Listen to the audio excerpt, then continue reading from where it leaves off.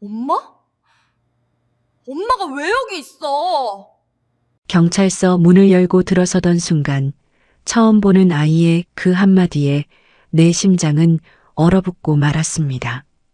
남루한 옷차림에 해진 운동화를 신은 앳된 소녀. 하지만 그 아이의 눈망울은 나의 어릴 적 얼굴과 소름 끼치도록 똑같았습니다.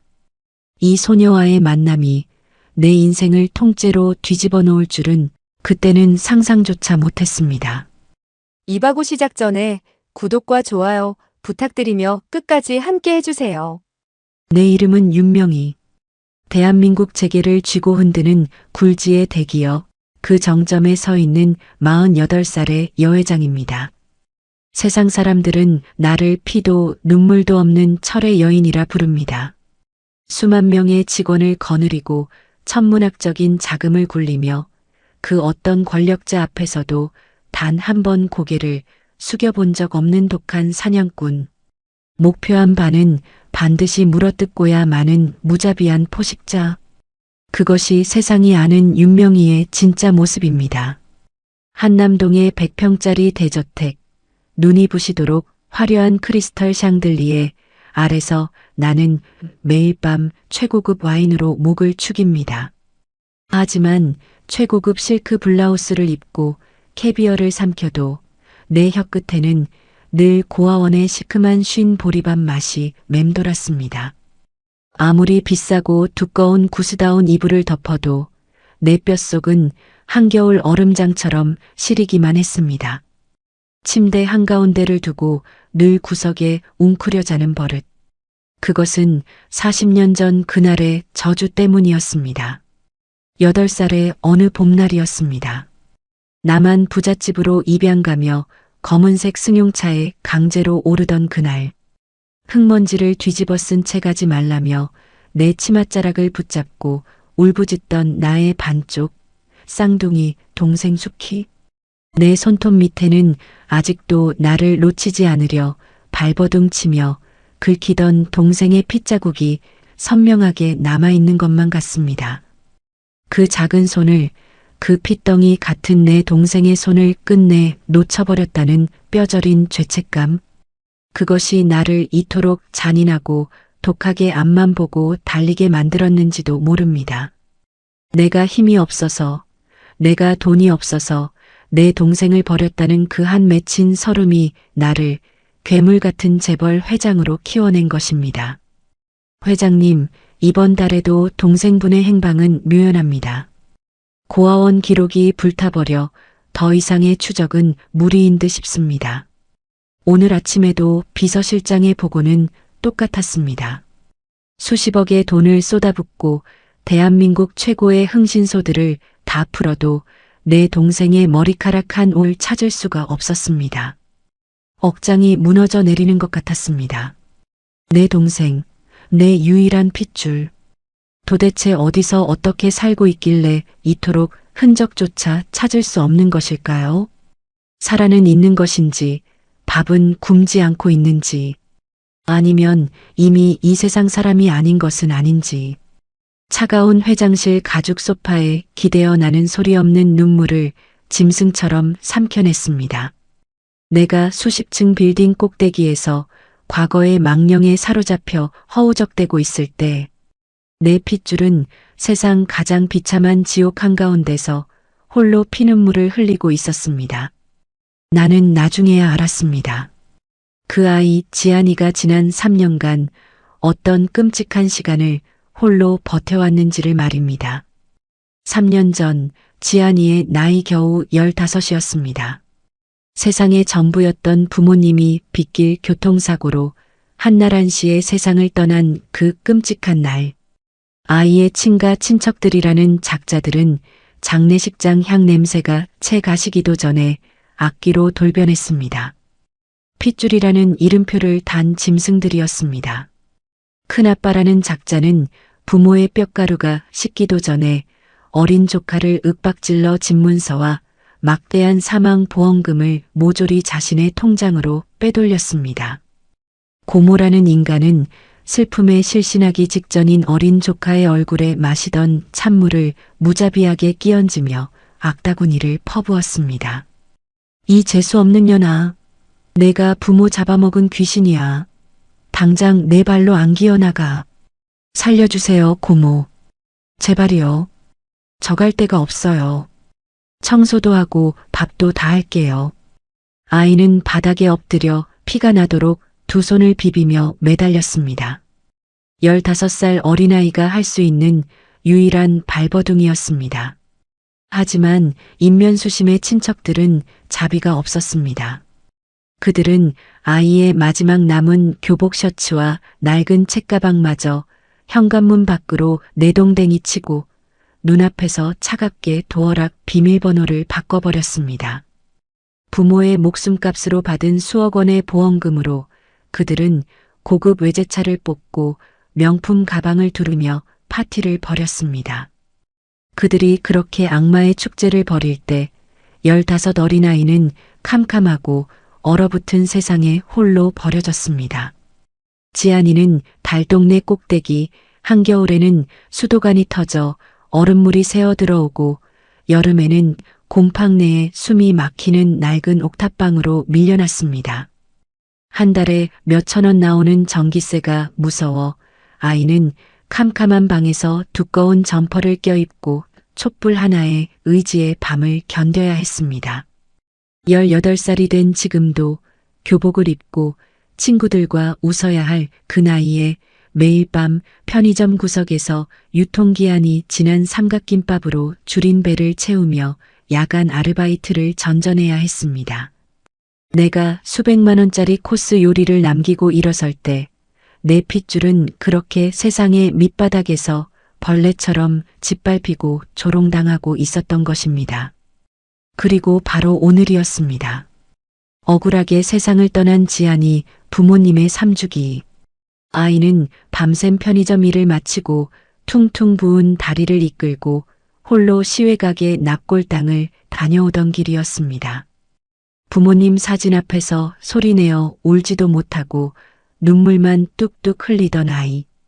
차가운 늦가을 바람이 뺨을 후벼 파는 버스 정류장 길목에서 아이는 바닥에 떨어진 묵직하고 검은색인 최고급 가죽 지갑 하나를 발견했습니다. 그 안에는 1,000만 원이 넘는 고액 수표와 현금이 가득 들어 있었습니다. 당장 내일 방세를 내지 못하면 길바닥으로 나앉아야 할 아이에게 그 지갑은 하늘이 내린 동아줄이자 악마의 달콤한 유혹과도 같았을 것입니다. 떨리는 손으로 지갑을 쥐었던 아이. 하지만 아이는 눈을 질끈 감고 생전 엄마가 늘 자신의 머리를 쓰다듬으며 해주던 말을 떠올렸습니다. 지안아, 우리 딸, 아무리 배가 고파도 아무리 세상이 널 속여도 남의 물건에 손 떼는 거 아니다. 사람은 하늘을 우러러 바르게 살아야 해. 그 가르침 하나로 아이는 한치의 망설임도 없이 그 무거운 지갑을 들고 파출소로 향했습니다. 같은 시각 나는 차 뒷좌석에서 결제 서류를 검토하다 내 가방 안에 지갑이 사라졌다는 사실을 깨달았습니다.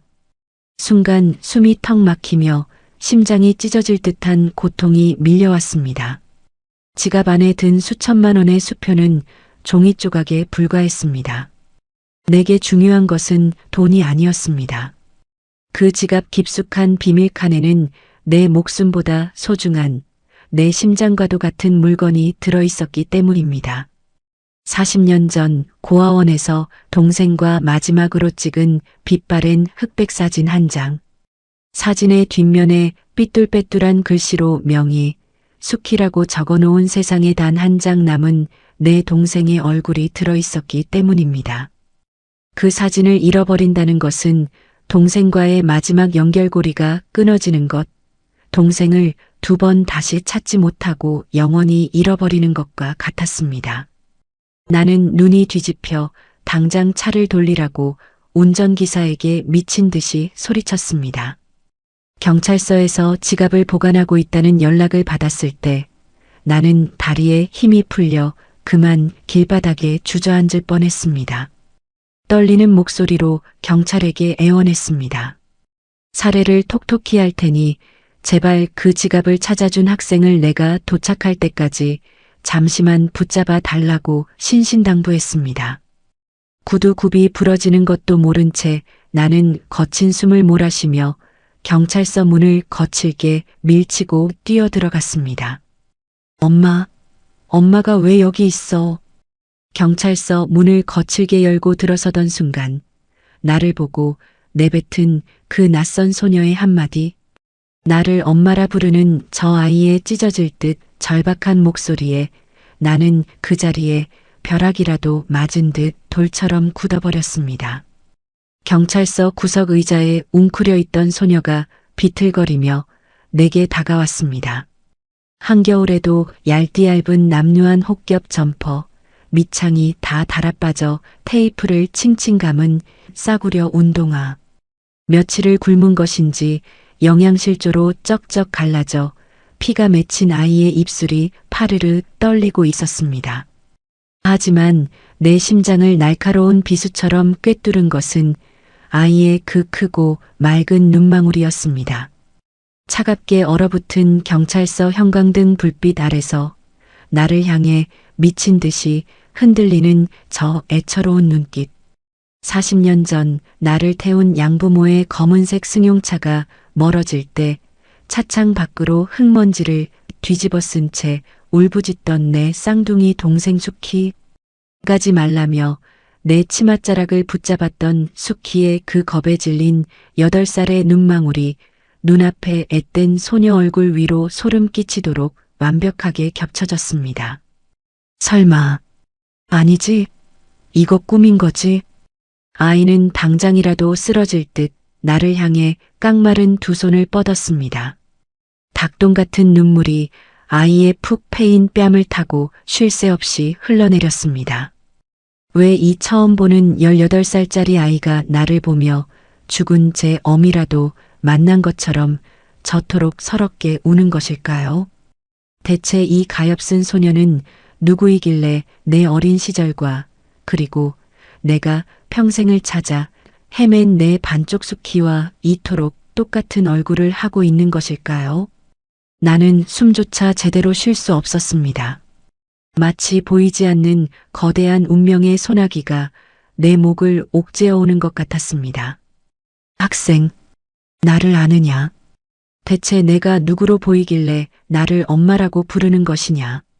내 목소리는 방금 전까지 수행기사에게 소리치던 재벌 회장의 것이 아니었습니다.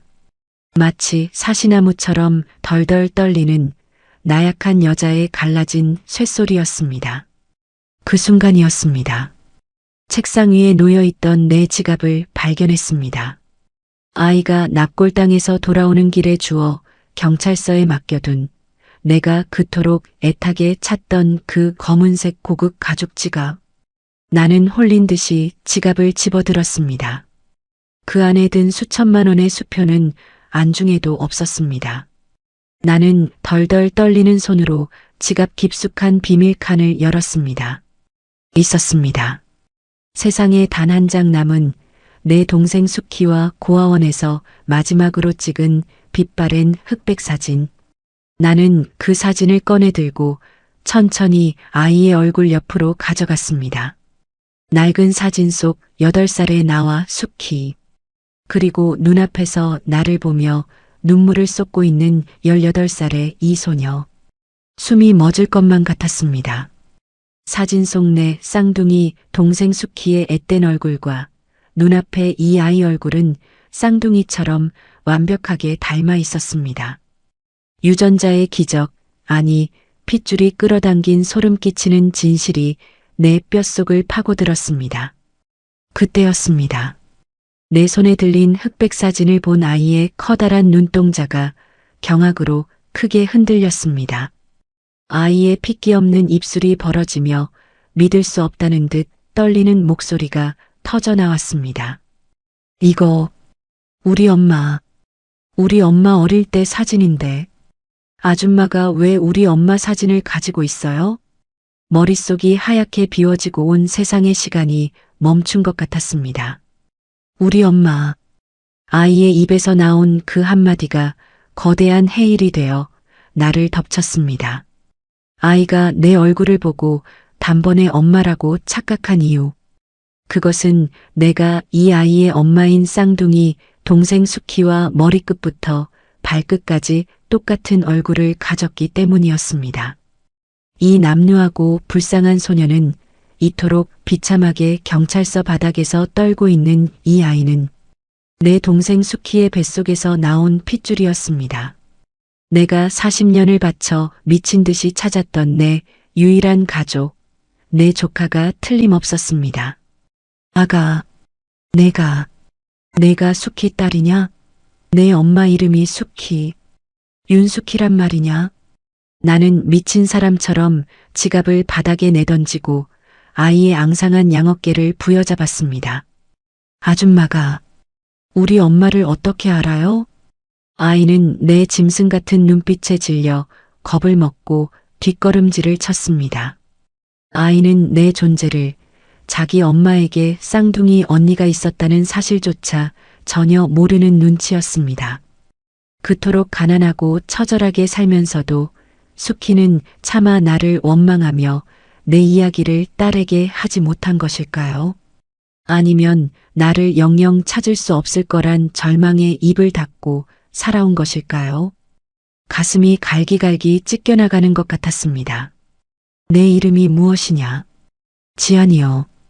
이지안. 지안이. 참으로 예쁜 이름이구나. 지안아. 내가 내 이모다. 내 엄마랑 한나란 씨에 태어난 똑같이 생긴 쌍둥이 언니 명이다. 그런데 내 엄마는 어디 있느냐? 핏덩이 같은 널 두고 내 엄마는 어디로 갔어? 나는 이성을 잃고 짐승처럼 울부짖었습니다. 하지만 내 뼛속 깊은 곳에서는 끔찍한 예감이 독사처럼 다리를 틀고 올라오고 있었습니다. 아이는 무너져 내리며 경찰서 차가운 시멘트 바닥에 얼굴을 묻었습니다. 엄마, 3년 전에 죽었어요. 아이의 입술에서 떨어진 그 한마디는 내 숨통을 여지없이 끊어놓는 사형 선고와도 같았습니다. 비 오는 날, 시장에서 남은 야채 팔고 아빠랑 낡은 트럭 타고 돌아오다가 음주운전 트럭에 부딪혀서 나만 놔두고 두 분 다 돌아가셨어요. 아이는 참았던 핏빛 서러움을 토해내며 바닥을 치고 오열했습니다. 나는 입을 벌렸지만 아무런 소리도 낼 수 없었습니다. 눈앞이 붉게 물들며 온 세상이 빙글빙글 돌았습니다. 아, 수키야, 내 동생아, 이 불쌍한 것아. 그것은 사람의 울음이 아니었습니다. 창자가 끊어지는 단장의 고통 속에서 터져나온 피를 토하는 짐승의 절규였습니다. 수만 명의 직원을 호령하던 철의 여인, 대한민국 재계를 쥐고 흔드는 윤명희 회장은 그곳에 없었습니다. 그저 동생을 지키지 못해 평생을 죄책감에 시달리다 끝내 그 끔찍한 부고를 듣고 미쳐버린 늙고 초라한 언니만이 바닥에 뒹굴며 통곡하고 있을 뿐이었습니다. 내가 미안하다. 너를 찾아냈어야 했는데. 따뜻한 밥 한 끼 못 먹이고 길바닥에서 피를 흘리게 만들었어. 나는 손톱이 부러지고 피가 나도록 맨바닥을 긁어대며 오열하다 바닥에 웅크려 덜덜 떨고 있는 내 조카 지안이를 오스러지도록 끌어안았습니다. 뼈밖에 남지 않은 앙상한 몸. 3년 동안 이 어린아이가 세상의 차가운 눈보라를 맨몸으로 어떻게 견뎌냈을지 생각하니 억장이 무너져 내렸습니다. 지안아, 이모가 미안해. 이모가 너무 늦어서 미안해. 아이의 젖은 머리칼을 쓰다듬으며 눈물로 맹세하던 그때였습니다.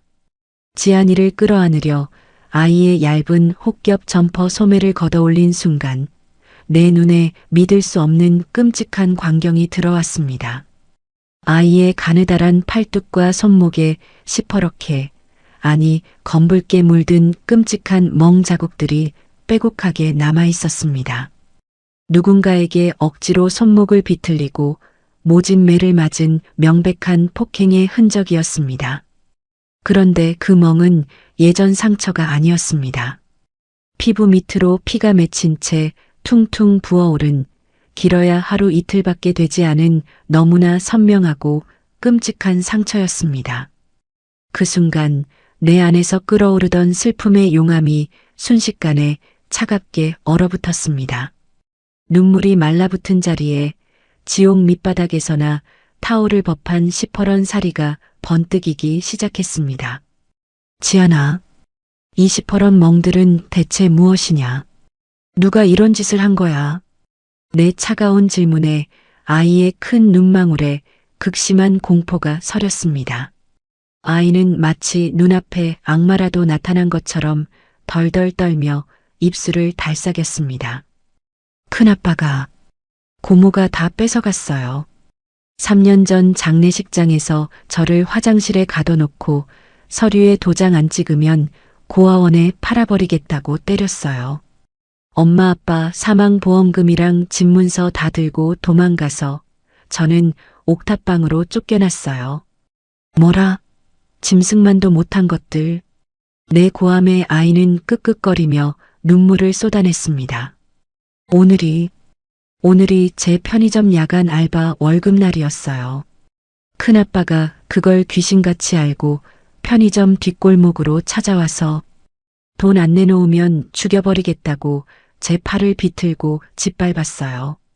방세 내야 한다고 매달렸는데 이 돈으로 자기 외제차 기름값 해야 한다면서 제가 밤새워 번 돈을 다 뺏어갔어요. 매달 찾아와서 절 때리고 알바비를 뺏어가요. 경찰서 안의 공기가 얼음장처럼 차갑게 굳어버렸습니다. 비서실장과 경호원들은 내 등 뒤에서 뿜어져 나오는 섬뜩한 살기에 숨조차 제대로 쉬지 못하고 고개를 숙였습니다.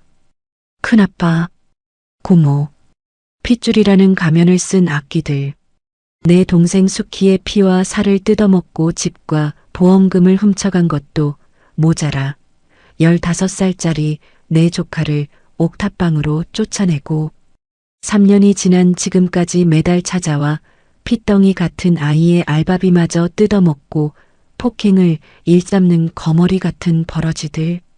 그 악기들의 뻔뻔한 얼굴을 상상하자 내 온몸의 핏줄이 터져버릴 듯이 끌어올랐습니다. 나는 아이를 내 코트 품에 단단히 안은 채 천천히 자리에서 일어났습니다. 이제 더 이상 흘릴 눈물은 없었습니다. 이제는 그 버러지들의 온몸에서 피눈물을 뽑아낼 차례였습니다. 비서실장, 네, 회장님. 지안이 친척이라는 버러지들의 이름, 직장, 재산, 그 자식들이 다니는 학교까지 단 하나에 놓치지 말고 전부 내 책상 위로 올려놔. 명심하겠습니다, 회장님. 나는 사시나무 떨듯 겁에 질려 뒷걸음질 치는 지안이의 좁은 어깨를 내 최고급 캐시미어 코트로 단단히 감싸 안았습니다. 지안아, 무서워할 것 없다. 이제부터 내 세상에 저딴 버러지들이 발을 들이는 일은 결단코 없을 것이다. 나는 비서실장에게 턱짓으로 지시했습니다. 훈련된 경호원들이 즉시 다가와 외부의 시선을 철저히 차단했습니다. 수억 원을 호가하는 검은색 마이바흐 뒷좌석에 지안이를 조심스럽게 밀어 넣었습니다. 푹신한 천연 가죽 시트에 엉덩이가 닿자마자 아이는 자신의 더러운 옷차림이 차를 더럽힐까봐 짐승처럼 잔뜩 웅크리며 구석으로 몸을 피했습니다. 그 애처로운 모습에 내 억장이 또 한 번 무너져 내렸습니다. 차는 도로를 미끄러지듯 달려 대한민국 최고 부유층만 이용한다는 우리 그룹 소유의 VIP 병원 특실로 향했습니다. 병원장이 직접 버선발로 뛰어내려와 대기하고 있었습니다. 밝은 조명 아래서 의사들이 지안이의 겉옷을 벗겨냈을 때 병실 안의 모든 사람들은 약속이나 한 듯 숨을 멈췄습니다. 18살이라고는 믿기지 않을 만큼 앙상하게 마른 뼈대, 등과 허리에는 한겨울 냉방에서 지내며 생긴 지독한 동상 자국이 선명했고 가느다란 팔뚝과 허벅지에는 몽둥이와 발길질에 채인 검붉은 피멍이 온몸을 뒤덮고 있었습니다. 영양실조로 장기 기능마저 떨어져 당장 쓰러져도 이상하지 않을 상태라는 의사의 떨리는 보고에 나는 아랫입술을 꽉 깨물어 흐르는 피를 삼켜내야만 했습니다. 수액 바늘을 꽂고 최고급 구스다운 이불 속에서 기절하듯 잠든 조카의 파리한 얼굴을 쓰다듬었습니다. 내 동생 수키가 하늘에서 이 꼴을 내려다보며 얼마나 피눈물을 흘렸을까요? 똑똑. 병실 문이 열리고 비서실장이 두툼한 서류 뭉치를 들고 들어왔습니다. 회장님, 이지한 양의 친가 쪽 친척 이창수와 이영숙의 뒷조사 기록입니다. 비서실장이 건넨 서류를 넘기는 내 손가락 마디마디에 하얗게 핏대가 섰습니다. 서류 속에 담긴 진실은 내 상상을 초월할 정도로 역겹고 악랄했습니다. 큰아빠라는 작자 이창수는 3년 전 내 동생 부부의 목숨값인 사망보험금 5억 원을 고스란히 가로챘습니다. 그 피 묻은 돈으로 시내 번화가에 번듯한 대형 고깃집을 차려 사장 소리를 들으며 떵떵거리고 있었습니다. 게다가 지안이 부모님이 남겨준 전세 보증금을 빼돌려 자신은 1억 5천만 원짜리 수입 벤츠를 굴리고 있었고 제 친자식 두 놈은 미국으로 어학연수까지 보내놓은 상태였습니다. 고모라는 년 이영숙 역시 마찬가지였습니다. 어린 조카를 길바닥으로 내쫓고 빼앗은 돈으로 명품 가방을 휘감고 다니며 동네에서 벼락부자 행세를 하고 다닌다는 기록이 사진과 함께 첨부되어 있었습니다. 내가 수십억을 들여 동생을 찾고 있을 때 내 핏줄은 한 달 방세 10만 원이 없어 매 맞고 굶주리며 길바닥을 헤매고 있었는데 저 금수만도 못한 것들은 내 동생의 피와 살을 뜯어먹고 저토록 배를 두드리며 웃고 있었던 것입니다. 분노로 온몸의 피가 거꾸로 솟구쳐 오르는 것 같았습니다. 바로 그때였습니다. 병실 탁자 위에 올려두었던 지안이의 금간 휴대폰이 요란하게 울려대기 시작했습니다. 화면에는 다시 큰아빠라는 이름이 떠올랐습니다. 비서실장이 놀라 휴대폰을 끄려 했지만 나는 천천히 손을 들어 그를 제지했습니다. 그리고 차가운 얼굴로 통화 버튼을 눌렀습니다. 야, 이 미친년아. 내가 감히 내 전화를 피하고 도망을 가? 너 지금 당장 편의점 뒷골목으로 기어와서 남은 돈 다 토해내지 않으면 오늘 밤 내년 옥탑방 문짝을 다 부숴버리고 머리털을 다 뽑아버릴 줄 알아. 수화기 너머로 술냄새가 진동하는 듯한 천박한 고함 소리가 병실 안을 채웠습니다. 조카를 향한 한치의 죄책감도 없는 그 당당하고 악랄한 폭언. 나는 수화기를 귀에 댄 채 지옥에서 끓어오르는 용암처럼 낮고 서늘한 목소리로 입을 열었습니다. 내 놈이 큰아빠라는 작자냐. 순간 수화기 너머의 시끄러운 숨소리가 뚝 멎었습니다. 뭐야? 당신 누구야? 상대는 상황 파악을 하지 못한 채 어이없다는 듯 콧방귀를 꼈습니다. 나는 피식 차가운 조소를 흘렸습니다. 내가 누군지는 중요하지 않다. 다만 내 놈이 오늘 밤 부숴버리겠다는 그 옥탑방에 지안이는 가지 않을 것이다. 내 새끼는 이제부터 대한민국에서 가장 높은 곳, 가장 안전한 곳에서 내가 직접 거둘 것이니까. 내 새끼? 웃기고 자빠졌네. 어디서 굴러먹던 아줌마인지 몰라도 말 조심해. 내가 미성년자 유괴범으로 당장 경찰에 쳐넣어줄까? 적반하장도 유분수였습니다. 짐승이 인간의 법을 들먹이며 나를 협박하고 있었습니다. 나는 끓어오르는 사리를 차갑게 다스리며 천천히 말을 이었습니다. 경찰을 부르겠다면 환영이다. 하지만 이창수, 내 놈이 마주하게 될 것은 한낱 경찰이 아니라 숨구멍조차 남지 않게 내 놈을 물어뜯을 거대한 지옥일 것이다. 내 놈이 훔쳐간 내 동생의 핏값, 그리고 3년 동안 내 조카를 때리고 괴롭힌 그 죄값, 내 놈의 살점 하나, 뼈 조각 하나까지 남김없이 씹어 삼켜주마. 뭐, 이 미친 여편네가 아침부터 약을 처먹었나? 나는 그놈의 더러운 발악이 끝나기도 전에 통화 종료 버튼을 차갑게 눌러버렸습니다. 휴대폰을 쓰레기통에 쳐넣고는 천천히 비서실장을 향해 고개를 돌렸습니다. 내 눈빛은 이미 피 냄새를 맡은 포식자의 것으로 변해 있었습니다. 비서실장, 명령만 내리십시오. 회장님, 우리 그룹 메인 로펌의 전담 변호사팀 지금 즉시 전원 소집해. 3년 전부터 저 버러지들이 한진 엮을 수 있는 모든 죄목을 다 걸어버려. 징역 2, 3년으로는 부족해. 평생 햇빛도 못 보는 감방 구석에서 썩어 문드러지게 만들어. 네. 즉시 법무팀을 움직이겠습니다. 그것만으로는 내 직성이 풀리지 않아. 나는 창밖의 화려한 서울 야경을 내려다보며 서늘하게 명령을 이어갔습니다. 이창수가 고깃집을 차리면서 우리 그룹 계열사인 제1은행에서 대출받은 1억 원. 당장 오늘 밤 자정부로 만기 연장을 취소하고 전액 강제 상환 조치해. 이영숙이라는 년이 투자한 부동산 상가도 전부 우리 건설사 하청업체 건물이지. 가압류 걸고 수도와 전기부터 끊어버려. 은행장과 건설사 대표에게 즉각 지시하겠습니다. 그리고 그 고깃집에 식자재 납품하는 업체들. 당장 내일 아침부터 고기 한 점, 배추 한 폭이 들어가지 못하게 다 끊어. 그놈이 타고 다니는 할부 차량 당장 내일 아침에 견인해 가라고 해.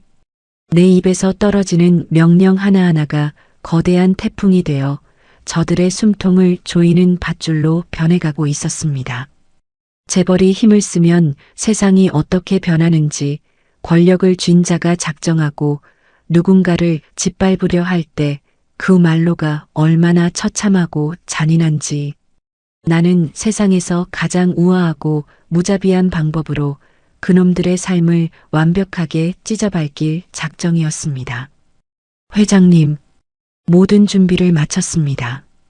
VIP 병실에 짙은 암막 커튼 너머로 들어온 비서실장의 보고에 나는 천천히 고개를 끄덕였습니다. 최고급 이불 속에서 새근새근 숨을 쉬며 태어나 처음으로 편안한 잠에 빠진 내 가여운 조카 지안이. 아이의 파리한 이마에 가만히 입을 맞춘 뒤 나는 구겨진 캐시미어 코트를 벗어 던지고 날이 바짝 선 검은색 정장으로 갈아입었습니다. 이제는 내 조카의 피를 빨아먹은 저 더러운 거머리들의 숨통을 끊으러 갈 시간이었습니다. 시작해. 단 하나의 먼지도 남기지 말고 전부 짓밟아버려. 나의 차가운 명령 한마디가 떨어지기 무섭게 대한민국 경제를 쥐고 흔드는 우리 그룹의 거대한 톱니바퀴가 일제히 돌아가기 시작했습니다. 그것은 가난하고 힘없는 어린아이의 고열을 빨아먹던 시궁창 쥐새끼들에게 떨어지는 자비 없는 하늘의 철퇴였습니다. 같은 시각 지안이의 큰아빠라는 작자 이창수는 시내 한복판에 자리 잡은 자신의 대형 고깃집으로 콧노래를 부르며 출근하고 있었습니다. 굵은 금목걸이를 목에 두르고 조카의 집문서를 팔아 산 1억 5천만 원짜리 벤츠의 운전대를 잡은 그의 얼굴에는 탐욕스러운 기름기가 번질번질 흘렀습니다. 하지만 그가 가게 주차장에 도착해 차 문을 여는 순간 그의 오만한 콧노래는 짐승의 비명으로 바뀌고 말았습니다. 가게 앞에는 법원에서 나온 집행관들과 험악한 덩치의 인부들이 수십 명 진을 치고 있었습니다. 번쩍이던 고깃집의 유리문에는 살벌한 빨간 딱지가 덕지덕지 붙어 있었고 굳게 잠긴 자물쇠 위로 강제 가압류 통지서가 나부끼고 있었습니다. 아니, 이게 무슨 짓들이야. 남의 가게에 왜 재수없게 빨간 딱지를 붙이고 지랄들이야. 당장 안 떨어져. 이창수가 눈을 까짓고 개거품을 물며 달려들었지만 집행관은 벌레를 보듯 그를 밀쳐내며 차가운 서리를 코앞에 들이밀었습니다. 이창수 씨, 당신이 제1은행에서 빌린 사업 자금 1억 원, 오늘 새벽 0시를 기점으로 만기 연장 전면 취소 및 즉각 회수 결정 떨어졌습니다. 또한 당신이 납품받은 식자재 대금 체납건으로 모든 거래처에서 동시다발적으로 가압류를 걸었습니다. 이 시간부로 이 가게의 모든 물품과 자산은 법적으로 동결됩니다. 뭐라고? 제1은행 지점장이 나랑 형 동생 하는 사이인데 무슨 개소리야. 내가 당장 전화해서 니들 다 모가지를 썰어버릴 줄 알아. 이창수가 덜덜 떨리는 손으로 휴대폰을 꺼내 들려던 찰나였습니다. 굉음과 함께 대형 견인차 한 대가 주차장으로 미끄러져 들어오더니 이창수가 타고 온 수입 벤츠의 앞 범퍼에 거침없이 견인 고리를 걸어버렸습니다. 야, 이 미친 새끼들아. 내 차에 당장 손 안 떼. 수입차 캐피탈에서 나왔습니다. 오늘부로 차량 강제 회수 명령 떨어졌습니다. 비키시죠. 견인 기사가 이창수를 바닥으로 매몰차게 패대기 쳤습니다. 불과 10분. 그 10분 만에 이창수는 번듯한 사장님에서 빚더미에 앉은 알거지가 되어 길바닥에 나뒹굴고 있었습니다. 그제야 무언가 단단히 잘못 돌아가고 있다는 것을 깨달은 이창수의 얼굴이 하얗게 질려갔습니다. 그 시각 고모라는 년 이영숙의 상황은 더욱 처참했습니다. 조카를 내쫓고 가로챈 보험금으로 강남의 최고급 백화점 VIP 라운지에서 마사지를 받고 있던 그녀. 수백만 원어치 명품 가방과 화장품을 결제하려 거만하게 카드를 내밀었지만 돌아온 것은 직원의 싸늘한 목소리였습니다. 사모님, 제시하신 카드 3장 모두 도납 및 거래 정지 코드가 뜹니다. 혹시 본인 명의의 카드가 맞으십니까? 뭐야? 이 기집애가 미쳤나? 내가 누군지 알고 감히 도난 카드 취급이야. 당장 지점장 오라고 해. 이영숙이 백화점이 떠나가라 악다구니를 쓰며 직원의 뺨을 올려붙이려던 순간이었습니다. 검은 정장을 입은 백화점 보안 요원들이 순식간에 그녀의 양팔을 거칠게 꺾어 제압했습니다. 그리고 그들의 뒤로 차가운 눈빛을 한 우리 그룹 메인 로펌의 변호사들이 모습을 드러냈습니다. 이영숙 씨, 그리고 이창수 씨, 우리는 대한민국 최대 기업 태산의 법무팀입니다. 백화점 1층 로비 한가운데 바닥에 개 끌리듯 질질 끌려온 이창수와 양팔이 꺾인 채 주저앉은 이영숙이 기겁하며 고개를 들었습니다. 수십 명에 달하는 변호사와 수행원들이 병풍처럼 그들을 에워싸고 있었습니다. 구경하던 수백 명의 사람들은 그 살벌하고 압도적인 광경에 숨죽인 채 카메라를 들이대고 있었습니다. 니들 뭐야? 니들이 뭔데 내 차를 뺏어가고 내 가게를 망쳐놔. 내가 누군지 알아. 이창수가 피가 나도록 맨바닥을 긁으며 짐승처럼 울부짖었습니다. 대표 변호사가 구두굽으로 이창수의 손등을 지그시 짓밟으며 얼음장 같은 목소리로 선고를 내렸습니다. 당신들은 3년 전 미성년자인 조카 이지한 양을 화장실에 감금하고 폭행하여 친권 포기 각서와 유산 상속 포기 서류를 위조했습니다. 이는 특수감금, 아동학대, 사문서 위조, 그리고 거액의 사망보험금을 횡령한 특정경제범죄가중처벌법 위반에 해당합니다. 또한 어젯밤 조카에게 가한 협박과 갈취는 살인 미수로 추가 고발 조치되었습니다. 아니 조카년 그깟 보험금 좀 쓴 거 가지고 무슨 살인 미수의 특경법이야. 이거 다 오해라고. 입 다물어라. 버러지 같은 것들. 변호사의 턱짓에 경호원들이 두 사람의 뒷덜미를 틀어쥐고 거칠게 질질 끌고 가기 시작했습니다. 발버둥 치며 살려달라고 악을 쓰는 그들의 비명은 길거리에 허망하게 흩어졌습니다. 얼마의 시간이 흘렀을까요? 두 사람의 눈을 가리고 있던 검은 천이 벗겨졌습니다.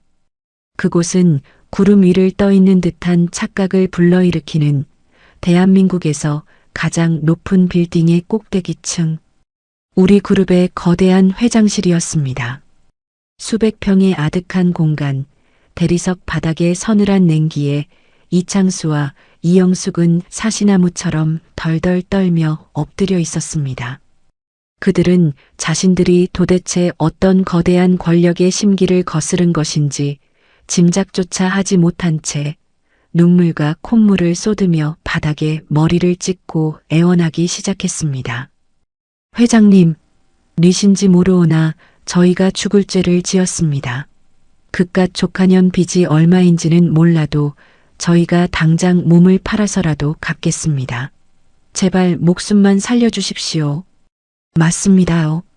그 징그러운 귀신 들린 족하년이 무슨 거짓말을 했는지 몰라도 저희는 억울합니다. 살려주세요.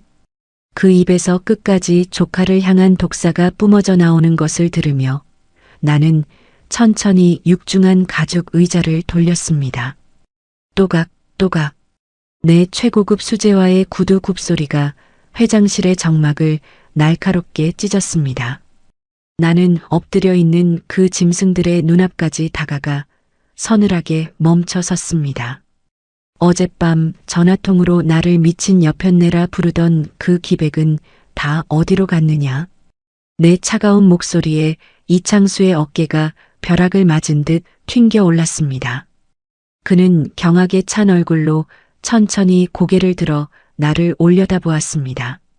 그리고 나와 눈이 마주친 그 순간 이창수의 입에서 사람의 것이라 믿을 수 없는 기괴한 비명이 터져 나왔습니다. 이영숙 역시 나를 보자마자 눈동자가 뒤집히며 그 자리에서 털썩 주저앉아 바지에 오줌을 지리고 말았습니다. 그들의 눈에는 지금 내 모습이 어떻게 보였을까요? 죽은 지 3년이 지난 조카의 어미, 차가운 빗길에서 피투성이가 되어 죽었던 자신들의 동생 수키가 늙고 화려한 재벌 회장의 모습을 한 채 지옥에서 살아 돌아가 자신들을 내려다보고 있었으니 말입니다. 귀신. 수키야, 내가 어떻게 여기에. 아이고 수키야, 잘못했다. 내가 남겨둔 돈 좀 썼다고 우리가 널 죽인 건 아니잖니. 살려다오. 짐승들은 내가 수키의 원혼인 줄 알고 바닥에 엎드려 두 손을 비비며 싹싹 빌기 시작했습니다. 공포에 질려 눈물이 범벅된 그들의 얼굴을 내려다보며 나는 내 몸속의 피가 차갑게 끓어오르는 것을 느꼈습니다. 짐승의 눈에는 사람도 귀신으로 보이는 법이지. 나는 허리를 숙여 덜덜 떨고 있는 이창수의 머리채를 거칠게 틀어쥐고 위로 치켜 올렸습니다. 내 소나기에서 뜯겨나가는 그의 비명 위로 나는 뼛속까지 얼어붙게 만드는 사신의 미소를 지어 보였습니다. 똑똑히 보아라. 나는 수키와 한나란 씨에 태어난 쌍둥이 언니. 이 거대한 제국의 주인 윤명이다.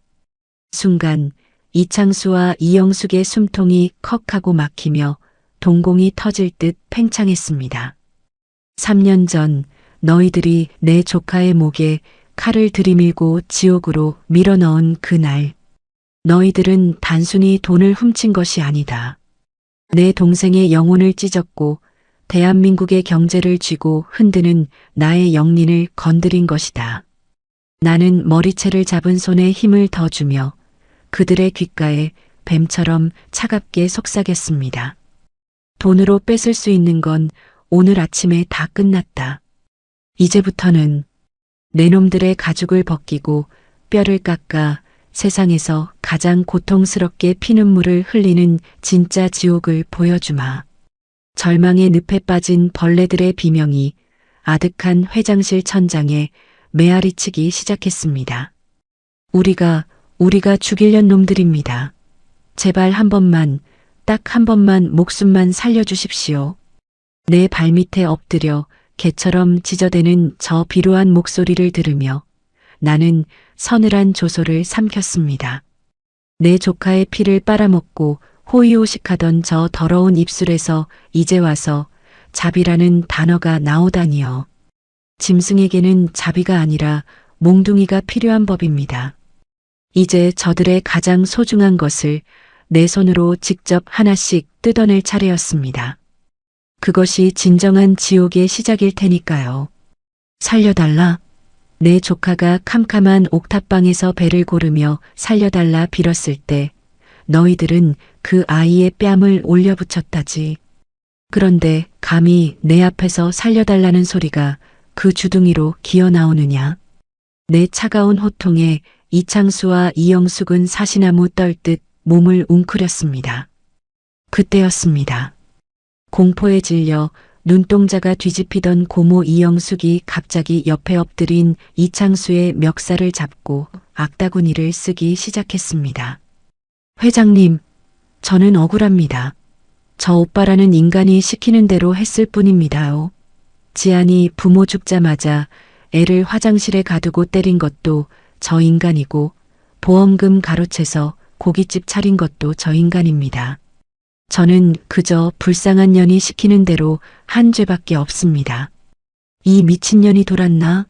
내년이 먼저 애를 쫓아내자고 했잖아. 내가 그 돈으로 산 명품 가방이 몇 개인데 이제 와서 오리발이야. 자기들끼리 머리채를 쥐어뜯으며 침을 뱉고 싸우는 짐승들의 자중질환. 방금 전까지 핏줄을 들먹이던 자들의 역겨운 민낯이 대리석 바닥 위로 적나라하게 까발려지고 있었습니다. 나는 그 벌레들의 싸움질을 구둣발로 거칠게 차버렸습니다. 그만. 내 사무실 바닥에 너희들의 그 더러운 침을 튀기지 마라.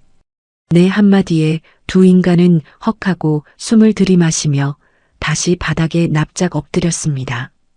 나는 비서실장이 건넨 태블릿 PC를 집어들어 이창수의 눈앞에 무심히 던져주었습니다. 이창수, 내 놈이 내 조카의 부모 목숨값으로 내 금쪽 같은 아들, 딸 두 놈을 미국 뉴욕으로 어학연수를 보냈더구나. 그 말에 이창수의 어깨가 벼락이라도 맞은 듯 크게 튀어올랐습니다. 너희들이 이 회장실로 끌려오는 동안 내 비서실에서 뉴욕 주재 대사관과 그 학교 재단에 아주 작은 압력을 넣었지. 방금 전 너희 자식들의 유학 비자가 전면 취소되었다. 불법 체류자가 된 내 자식 놈들은 지금 이 시간부로 기숙사에서 쫓겨나 수갑을 차고 한국으로 강제 추방되는 비행기에 실려올 것이다. 물론 한국에 도착하자마자 작물 취득 및 횡령 공범으로 경찰서 조사실을 먼저 밟게 되겠지.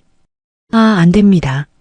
회장님, 제발 우리 애들은 아무것도 모릅니다. 제발 제 자식들 앞길만은 막지 말아주십시오. 이창수가 피눈물을 쏟으며 내 바짓가랑이를 부여잡고 오열했습니다. 방금 전까지 자신의 모든 재산이 날아갔을 때도 억울하다 악만 쓰던 놈이 제 자식들의 인생이 시궁창에 처박히게 생기자 비로소 창자가 끊어지는 듯한 진짜 비명을 지르기 시작한 것입니다. 내 자식의 앞길은 중요하고 핏덩이 같은 내 조카의 목숨은 길바닥의 휴지 조각보다 못하더냐. 내 놈들이 내 동생의 가슴에 대못을 박고 조카의 뼈를 깎아먹은 대가다. 평생을 밑바닥에서 피눈물을 흘리며 내 놈의 죄 때문에 자식들이 평생 거지처럼 짓밟히는 꼴을 두 눈 뜨고 지켜보아라. 나는 차갑게 돌아섰습니다. 회장실 문이 열리고 대기하고 있던 경찰들이 들이닥쳤습니다. 사문서 위조, 아동학대, 거액 횡령, 그리고 어젯밤의 특수 폭행 혐의까지 그들의 손목에 차가운 은팔찌가 채워졌습니다. 질질 끌려나가며 내뱉는 그들의 처절한 비명과 통곡 소리가 엘리베이터 문이 닫힐 때까지 복도를 쩌렁쩌렁 울렸습니다. 마침내 회장실에 짙은 정막이 내려앉았습니다. 나는 세면대로 다가가 비누를 묻혀 손을 박박 씻어냈습니다. 버러지들을 처단하느라 묻은 더러운 기운을 모조리 씻어내고 이제 내 세상에서 가장 귀하고 불쌍한 내 핏줄을 안아주러 가야 할 시간이었으니까요.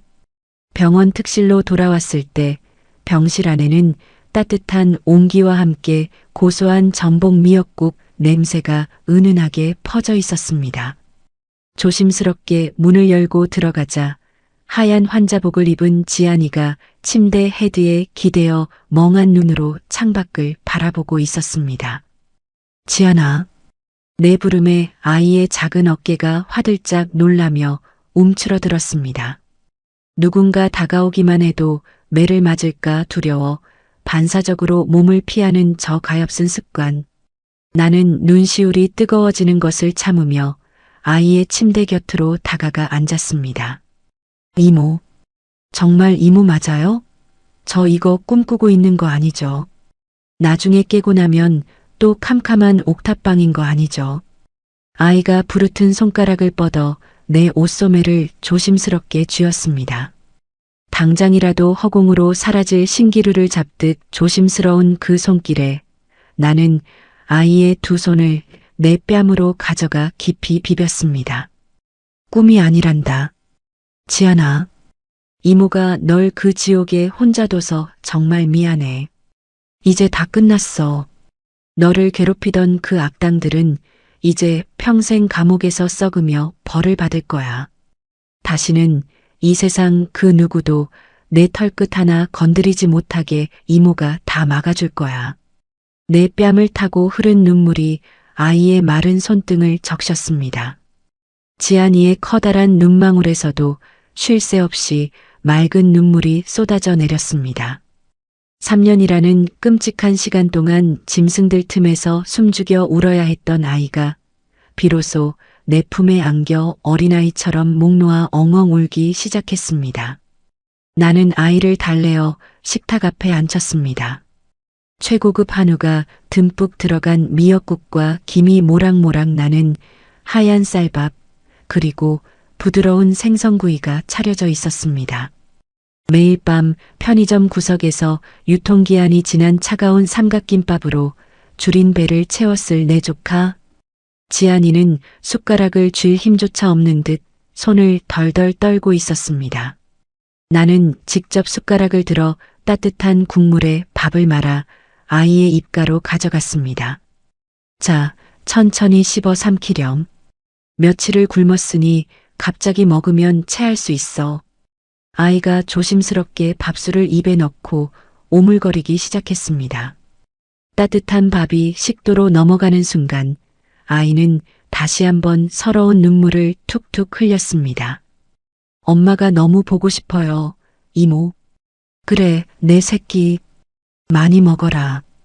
이모가 평생 내 엄마 목까지 따뜻한 밥 지어 먹이고 고운 옷 입혀서 세상에서 제일 귀한 공주님으로 키워줄게. 내 엄마가 하늘에서 웃을 수 있게. 아이는 내 눈을 마주보며 희미하지만 너무나 눈부신 미소를 지어 보였습니다.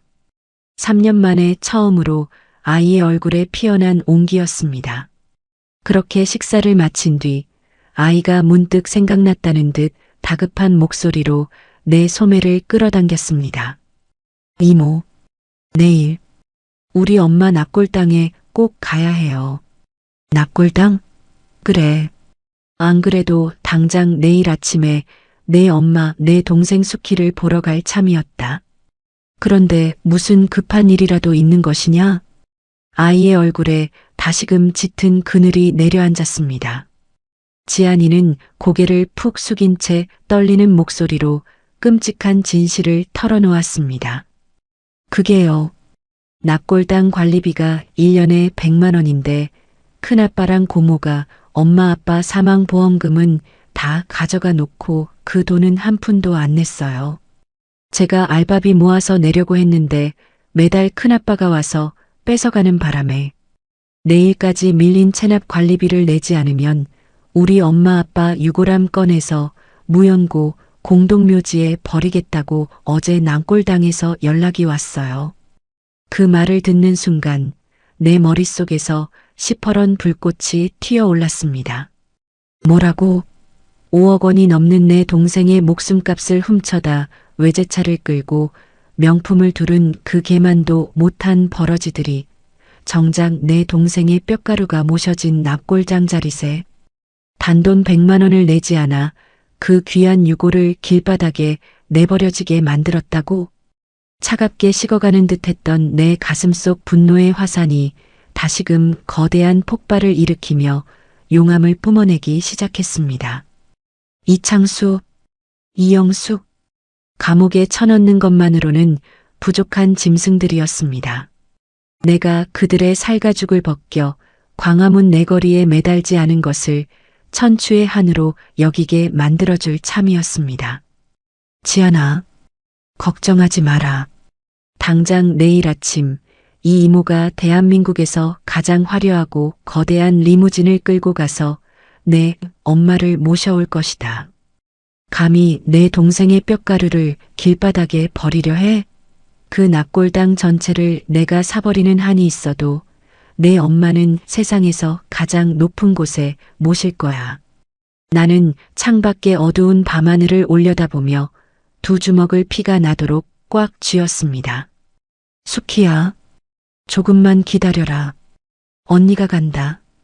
내 피눈물 나는 서러움, 이 언니가 내일 아침 전부 거두어주마.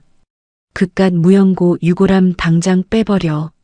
돈 안 낸 지가 언젠데 아직도 자리를 차지하고 있어. 오늘 안에 다 꺼내서 뒷산 무연고 공동묘지에 뿌려버리라니까. 시외각에 자리 잡은 낡고 허름한 납골당. 그 차가운 건물 복도 끝에서 들려오는 신경질적인 고함 소리에 내 심장은 날카로운 유리 조각에 찔린 듯 산산조각이 났습니다. 지안이의 깡마른 손을 꽉 쥔 내 소나기에 나도 모르게 시퍼런 핏대가 솟아올랐습니다. 새벽이 밝자마자 수십 대의 검은색 세단을 이끌고 도착한 참이었습니다. 내 생에 가장 비싸고 훌륭한 검은색 명주 상복을 차려입고 동생을 맞이할 최고급 리무진까지 대동하고 단숨에 달려왔건만 내가 납골당 건물 안으로 들어선 그 순간 작업복을 입은 사내들이 지안이 부모님의 유골함이 있는 유리가문 앞을 거칠게 열어젖히고 있었습니다. 그들의 거칠고 투박한 손이 내 동생 수키의 이름이 적힌 싸구려 나무함에 막 닿으려던 바로 그 찰나였습니다. 그 손 당장 떼지 못해. 내 목소리는 마치 피를 토하는 짐승의 포효처럼 낡은 납골당 전체를 쩌렁쩌렁하게 울렸습니다. 내 끔찍한 고함 소리에 놀란 작업자들이 움찔하며 뒤를 돌아보았습니다. 아니, 아줌마는 누군데 남의 영업장에서 아침부터 소리를 지르고 난리야? 이 집구석은 관리비 떼먹고 도망간 지가 3년이야. 고아 출신이라 연고자도 없다며. 오늘 당장 비워야 새로운 손님을 받을 거 아니야. 관리소장으로 보이는 사내가 짝다리를 짚고 서서 나를 위아래로 훑어보며 비아냥거렸습니다. 죽은 자에 대한 최소한의 예의조차 없이 그저 돈 냄새만 맡고 사람의 도리 따위는 잊어버린 짐승의 눈빛. 나는 턱 끝까지 차오르는 사리를 애써 억누르며 한 걸음씩 그 사내를 향해 다가갔습니다. 내 뒤를 따라 들어온 50명의 덩치 큰 검은 양복의 경호원들이 일제히 복도를 꽉 채우며 도열하자 소장의 오만했던 얼굴에서 순식간에 핏기가 가시기 시작했습니다. 그깟 단돈 100만 원 때문에 지금 내 동생을 길바닥에 뿌리려 했단 말이냐? 내 입술 사이로 새어나오는 서늘한 분노에 납골당 안의 공기가 얼음장처럼 굳어버렸습니다.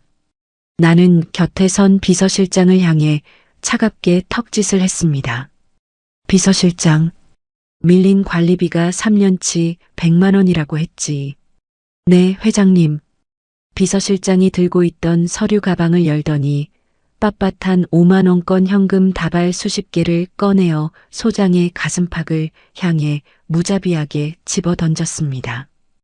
허공에 흩뿌려진 수천만 원의 돈다발이 소장의 얼굴을 때리고 차가운 시멘트 바닥 위로 눈비처럼 쏟아져 내렸습니다. 밀린 관리비에 이자까지 쳐서 주는 것이니 당장 가지고 꺼져라. 바닥에 흩어진 엄청난 돈다발과 나를 호위하는 수십 명의 경호원들을 번갈아 보던 소장은 그제야 자신이 끔찍한 실수를 저질렀음을 깨달았습니다. 아니. 회장님? 아이고, 제가 눈이 삐어서 몰라 뵀습니다요.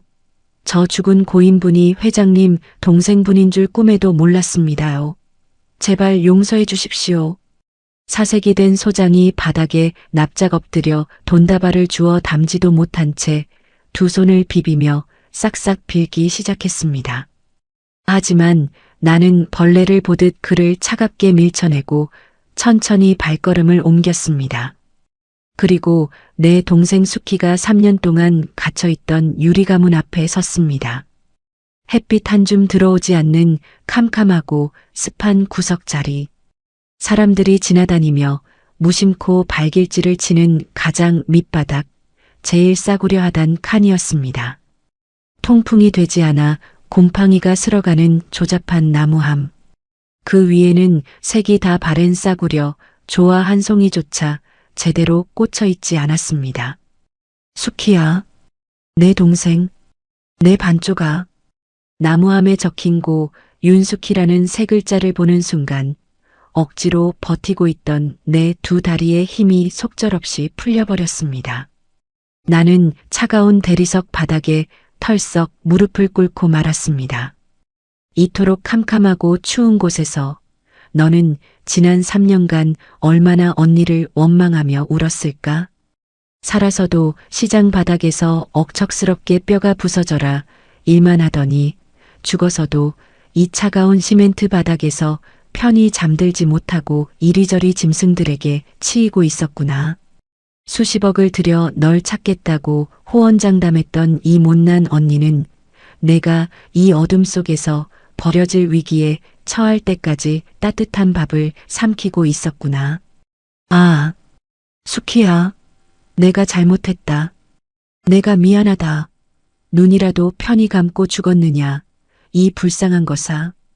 핏덩이 같은 내 딸 지안이를 두고 어떻게 눈을 감았어. 나는 차가운 유리문을 양손으로 부여잡고 머리를 찌우며 통곡했습니다. 가슴 한가운데를 시뻘건 인두로 지저대는 듯한 단장의 고통이 밀려왔습니다. 내가 흘리는 피눈물이 바닥을 흥건하게 적셨습니다. 내 뒤에 서 있던 지안이 역시 내 어깨를 끌어안고 목 놓아 엄마를 부르며 오열했습니다. 엄마, 엄마, 이모가 왔어. 엄마가 평생 찾던 이모가 드디어 왔어. 이제 우리 안 추워도 돼, 엄마. 지안이의 그 서러운 목소리에 나는 입술을 깨물며 유리문을 조심스럽게 열었습니다. 그리고 곰팡이 쓴 동생의 유골함을 내 따뜻한 상복품 속으로 깊이 끌어안았습니다. 얼음장처럼 차가웠던 나무함에 내 체온을 나누어 주듯 으스러지도록 꽉 껴안았습니다. 그런데 그 순간이었습니다. 동생의 유골함을 품에 안고 일어서려던 찰나 유골함 뒤편 구석에 떨어져 있던 작은 물건 하나가 내 시야에 들어왔습니다. 녹이 쓴 작은 양철통. 나는 덜덜 떨리는 손으로 그 양철통의 뚜껑을 열었습니다. 그리고 그 안에 담긴 물건을 본 순간 나는 숨을 쉴 수조차 없는 거대한 충격에 휩싸여 그대로 굳어버렸습니다. 그것은 반으로 뚝 부러져 색이 다 벗겨진 낡고 초라한 붉은색 플라스틱 머리핀이었습니다. 40년 전 8살의 내가 양부모의 손에 이끌려 고아원을 떠나기 전날 밤 이불 속에서 내 품에 안겨 울던 수키의 머리에 꽂아주었던 바로 그 머리핀이었습니다. 수키야, 언니가 예쁜 옷 입고 돈 많이 벌어서 꼭 너 데리러 올게. 그때까지 이 핀 꽂고 언니 기다려야 해. 알았지?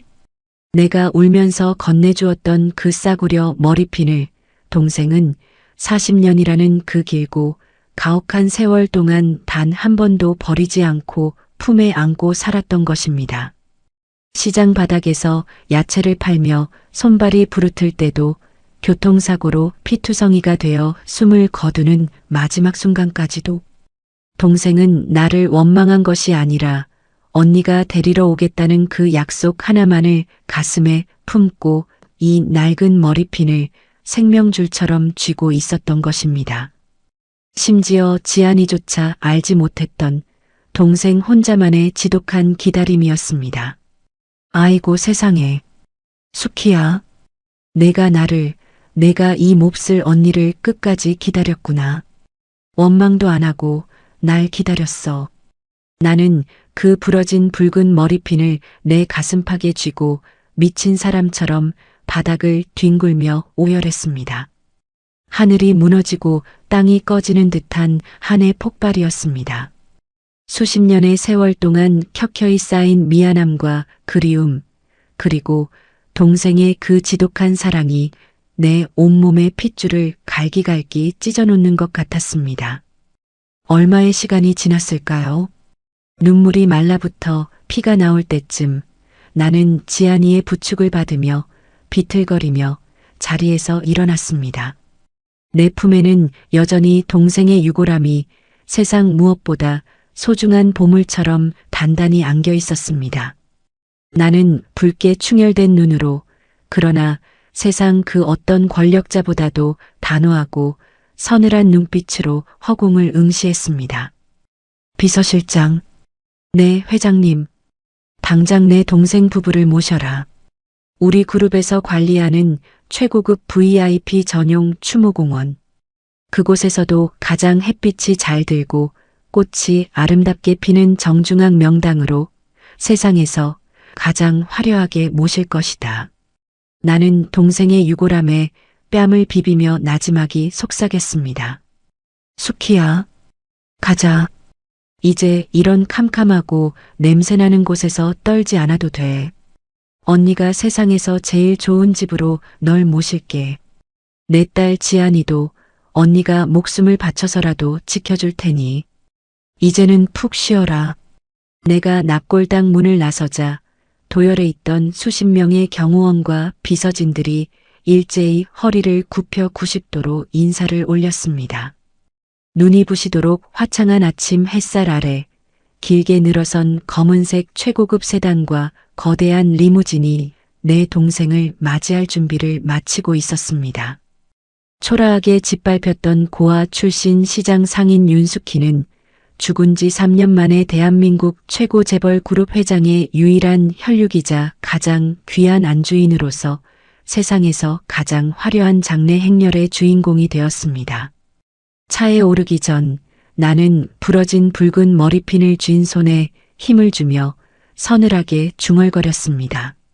내 반쪽, 내 동생을 드디어 따뜻한 곳에 모셨으니 이제 남은 것은 내 동생을 이토록 처참하게 짓밟고 지안이를 괴롭혔던 그 버러지들의 숨통을 완벽하게 끊어놓는 일뿐이다.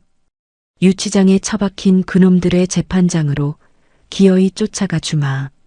눈물이 끝난 자리에 무자비하고 피비린내 나는 복수의 마침표가 기다리고 있었습니다.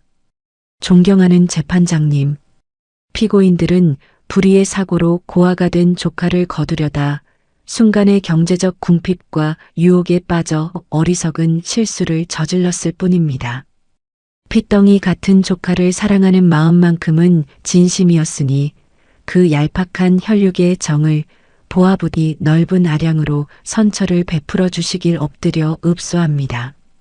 혈육의 정. 신성한 법정 한가운데서 피고인 측 국선 변호사의 입을 타고 그 가증스럽고 역겨운 네 글자가 울려 퍼지는 순간 나는 차가운 헛웃음을 삼켰습니다. 재판장 맨 앞줄 방청석. 내 옆에는 최고급 맞춤 정장을 입은 지안이가 내 손을 생명줄처럼 꽉 쥐고 앉아 있었습니다. 아이의 손끝은 여전히 미세하게 떨리고 있었습니다. 저 앞 피고인석에 짐승처럼 웅크리고 앉아있는 두 악귀들 때문이었습니다. 푸른색 미결수 수의를 입고 굴비 엮이듯 굵은 포승줄에 꽁꽁 묶인 채 고개를 숙이고 있는 이창수와 이영숙. 수개월간의 구치소 생활 동안 그들의 오만했던 기름기는 온데간데 없이 사라져 있었습니다. 며칠을 씻지 못한 듯 떡진 머리에 움푹 패인 볼, 초점 잃은 동공. 그들은 시종일관 불쌍한 척 어깨를 들썩이며 마른 세수를 해대고 있었습니다. 재판장님, 흑흑, 제가 미쳤었습니다요. 하지만 다 조카를 위해서였습니다. 그 어린 것이 큰 돈을 쥐고 있으면 몹쓸 놈들에게 사기를 당할까봐 제가 잠시 맡아두려던 것뿐이었습니다요. 제발 한 번만 살려주십시오.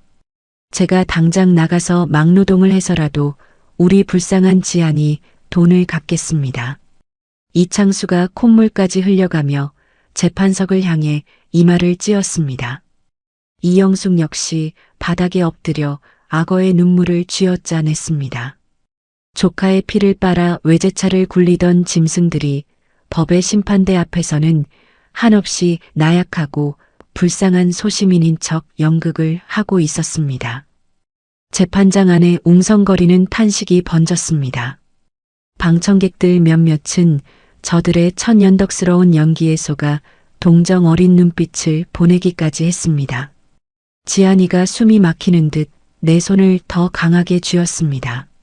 나는 아이의 어깨를 토닥이며 법정 우측에 도열해 있는 우리 그룹의 엘리트 변호사 군단을 향해 서늘한 눈빛으로 고개를 끄덕였습니다. 그것은 이 지루하고 역겨운 연극의 막을 내리라는 무언의 사형 선고였습니다. 재판장님, 검찰 측 추가 증거 제출하겠습니다. 우리 그룹 법무팀의 전폭적인 지원을 받은 담당 검사가 차가운 목소리로 일어섰습니다. 법정 전면의 대형 스크린에 영상 하나가 띄워졌습니다. 그것은 바로 조카를 사랑해서 돈을 보관해 주었다던 이창수의 완벽한 민낯이었습니다. 어둡고 좁은 편의점 뒷골목. 영상 속 이창수는 지안이의 멱살을 잡고 바닥에 내동댕이 친 뒤 아이의 얇은 점퍼 주머니를 뒤져 야간 알바비를 강탈하고 있었습니다. 아이가 울며 매달리자 무자비한 발길질이 아이의 복부를 향해 날아들었습니다. 이 돈으로 내 벤츠 기름값 해야 하니까 잔말 말고 내놔. 고아원에 팔려가기 싫으면 쥐 죽은 듯이 돈이나 벌어 이 기집애야. 스크린을 통해 흘러나오는 이창수의 악랄한 폭언에 법정 안은 순식간에 찬물을 끼얹은 듯 얼어붙었습니다. 방금 전까지 동정표를 던지던 방청석에서는 저런 미친 짐승만도 못한 새끼라는 거친 욕설이 터져나왔습니다. 이창수와 이영숙의 얼굴은 단숨에 백지장처럼 하얗게 질려버렸습니다. 그들은 사시나무 떨듯 몸을 떨며 입을 다물지 못했습니다.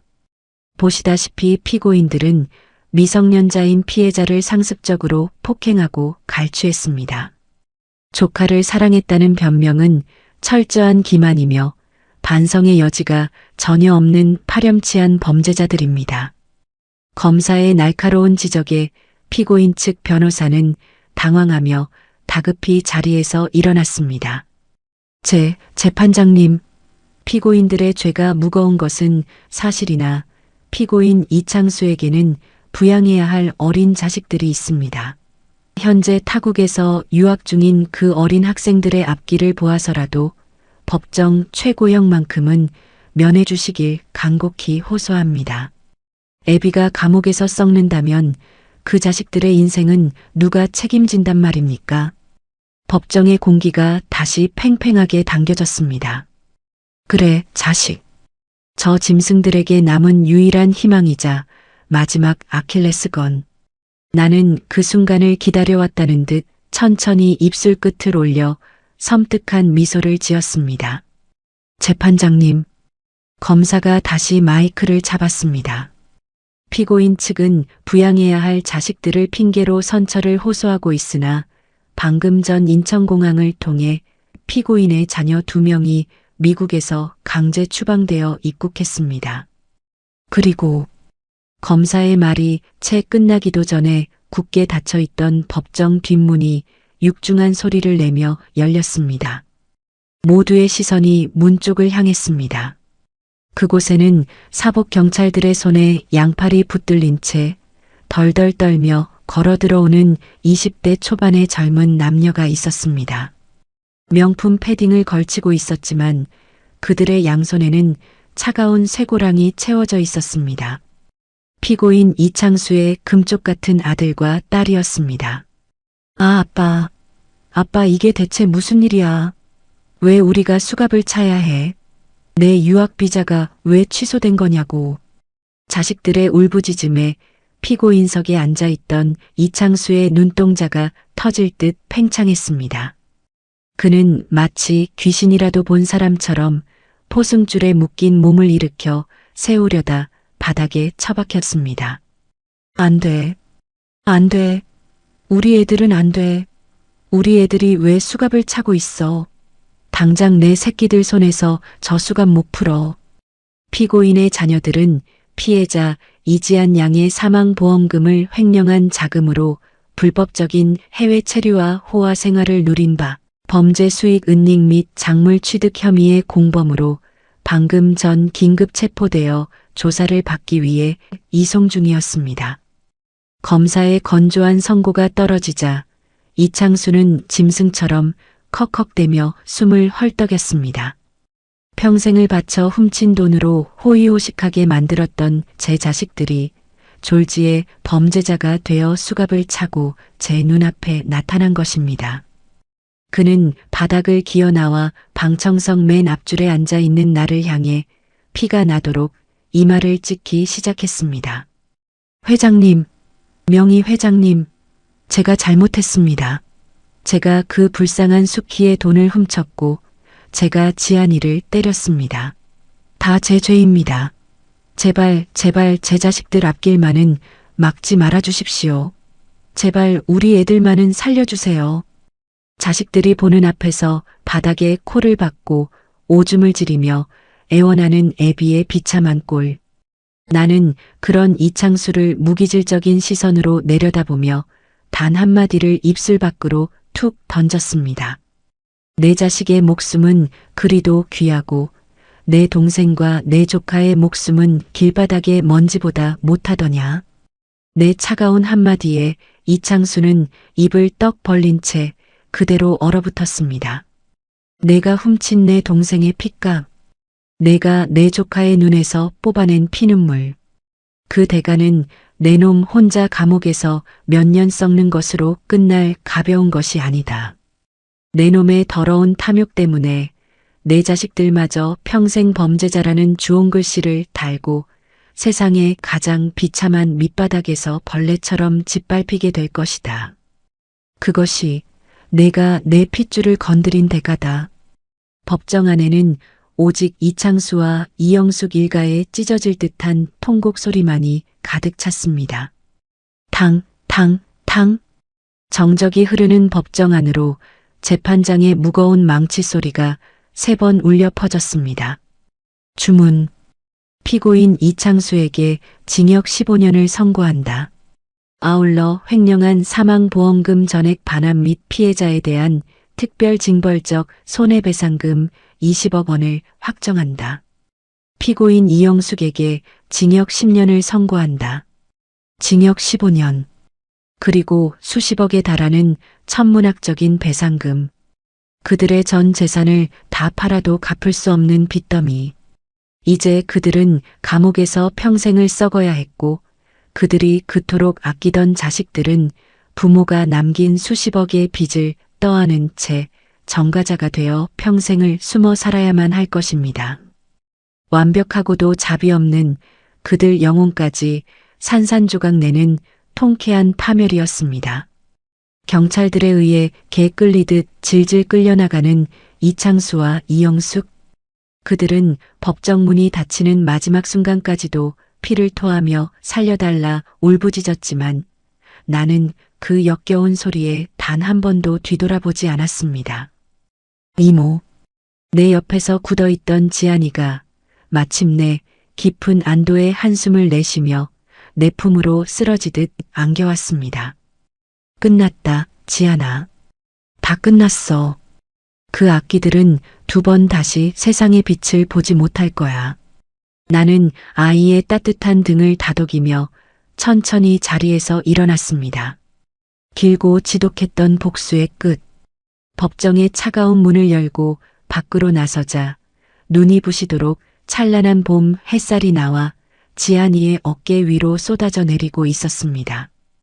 이제 우리 진짜 집으로 가자. 내 동생 수키가 하늘에서 옅은 미소를 지으며 우리 두 사람의 앞길에 따뜻한 바람을 불어넣어주고 있었습니다. 이모, 집이 꼭 궁전 같아요. 육중한 현관문을 열고 들어선 순간 지안이는 눈을 동그랗게 뜬 채 입을 다물지 못했습니다.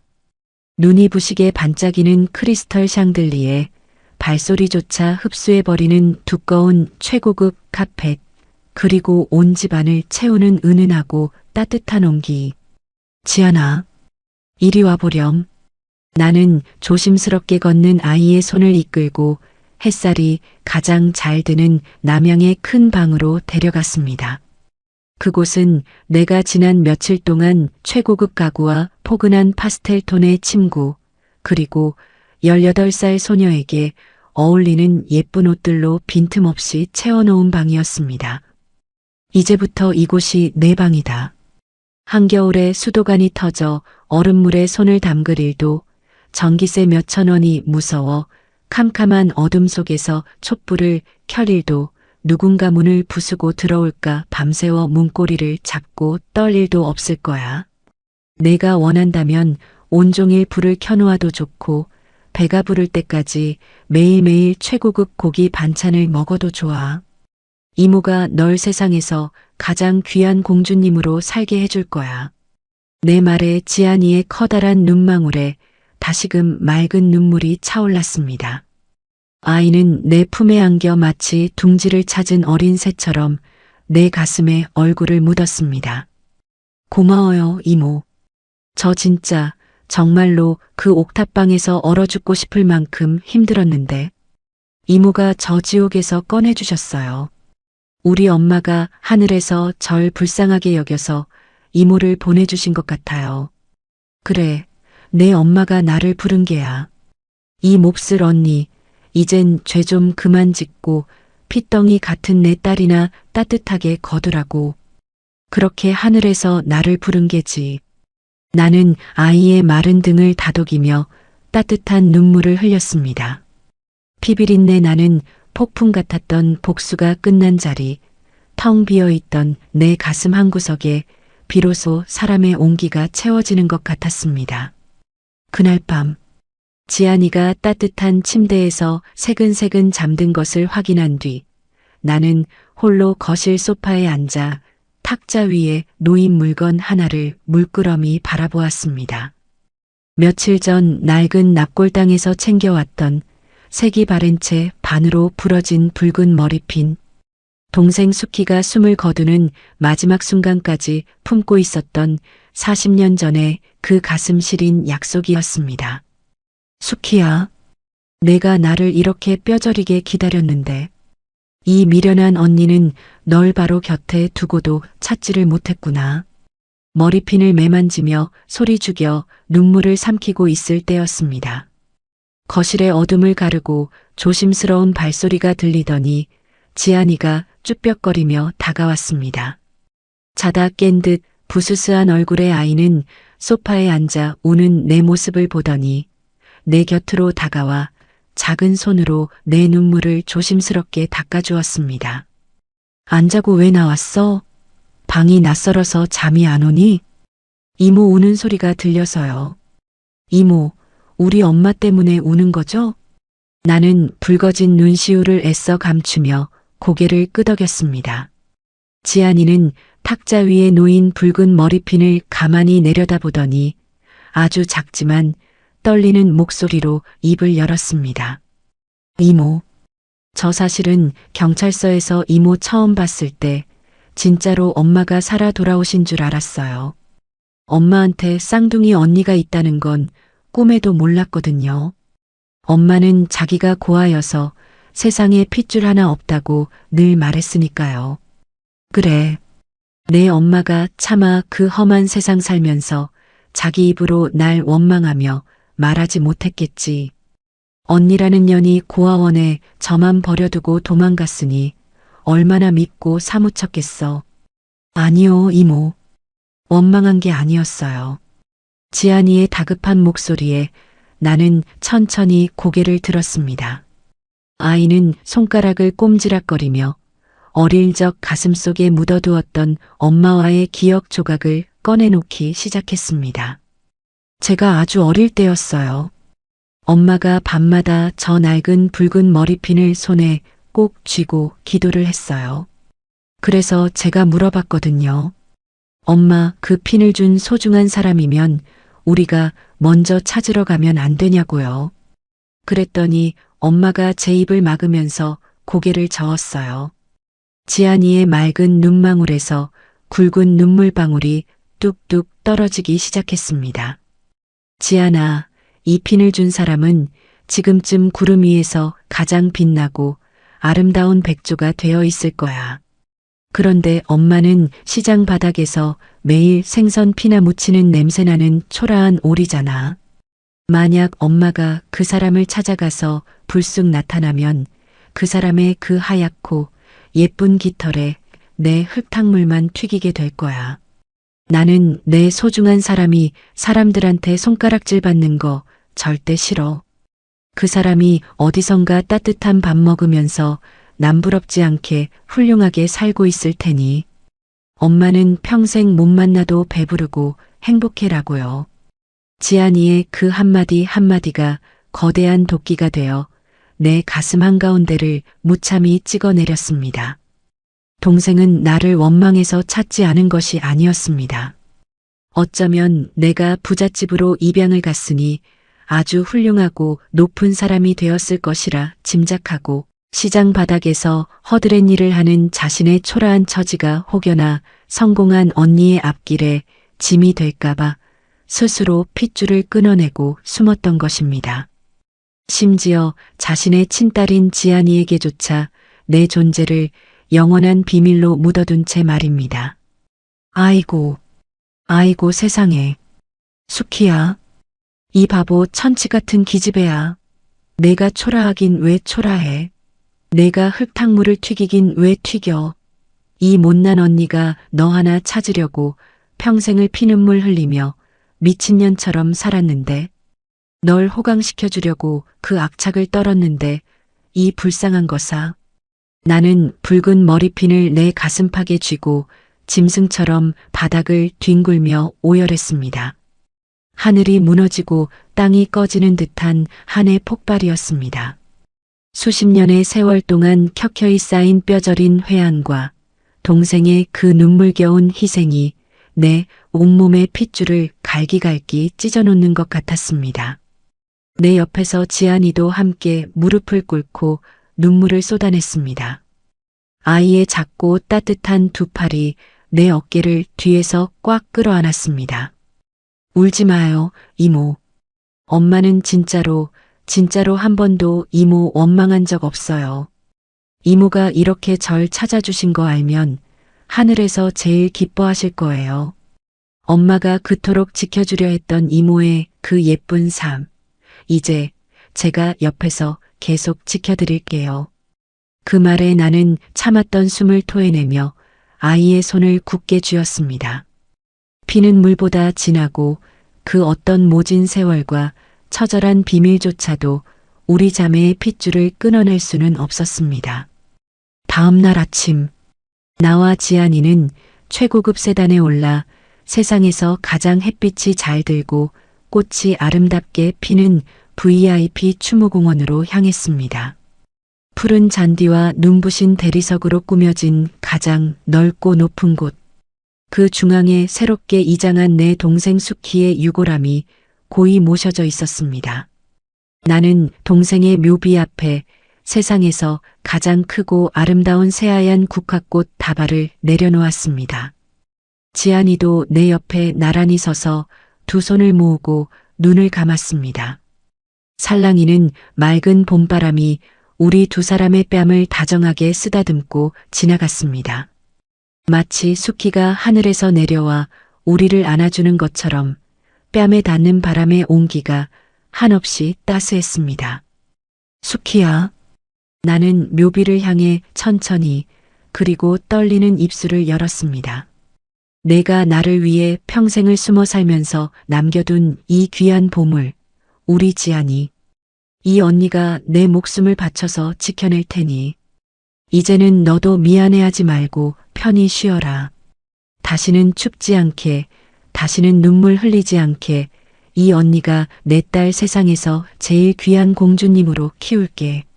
내 손을 꼭 쥐고 있던 지안이가 고개를 돌려 나를 바라보며 눈물 맺힌 맑은 눈망울로 환하게 웃어 보였습니다.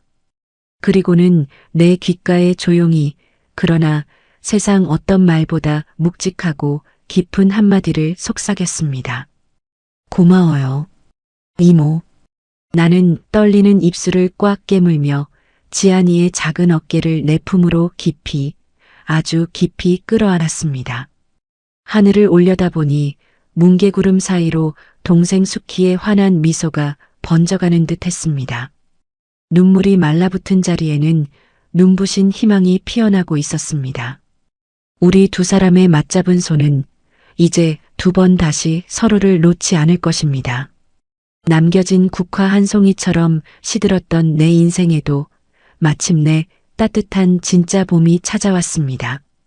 오늘의 이바구는 여기까지입니다. 끝까지 함께 해주셔서 감사드리며 구독과 좋아요 눌러주시면 놀라운 인생 사연들을 누구보다 먼저 무료로 만나보실 수 있습니다.